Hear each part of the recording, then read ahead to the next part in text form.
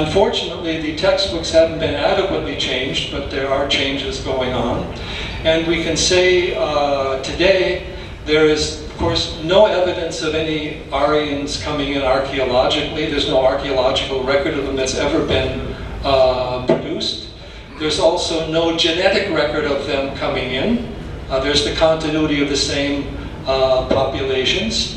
And the Vedic culture is based upon the Saraswati River, which according to the Geological Survey of India, dried up around 4,000 years ago and began drying up even before that, so there's no geological evidence for it.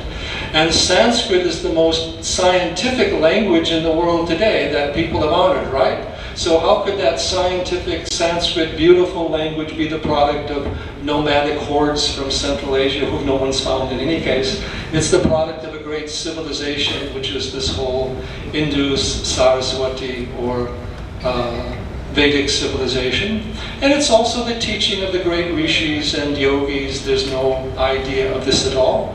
And the term Arya means noble or enlightened. Buddha called his religion Arya Dharma, noble truths, Arya Satya. Jains called their religion Arya Dharma.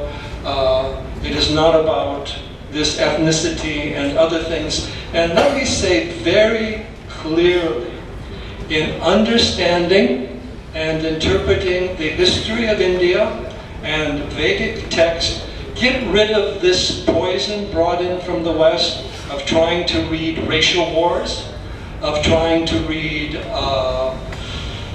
migrations, of trying to read caste, of trying to use only politics, largely based upon Western vested interest to determine these texts. Go back to the vision of the rishis, the meaning of yoga, etymology, mantra, the continuity of the tradition, and what great gurus have said about these ancient traditions like Sri Aurobindo, Swami Vivekananda.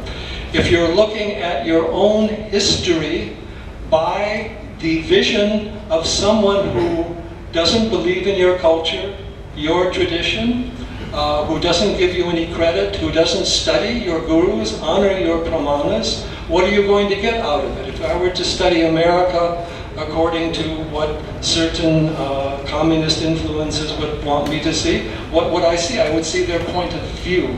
So don't be taken in. We need these indigenous, deeper views, using tools like archaeology and science today, but bringing back this deeper level of credible insight. This wonderful Rishi tradition is not the product of social oppression. It's not the product of outside invaders. And India is not a civilization that's built by one invader after another.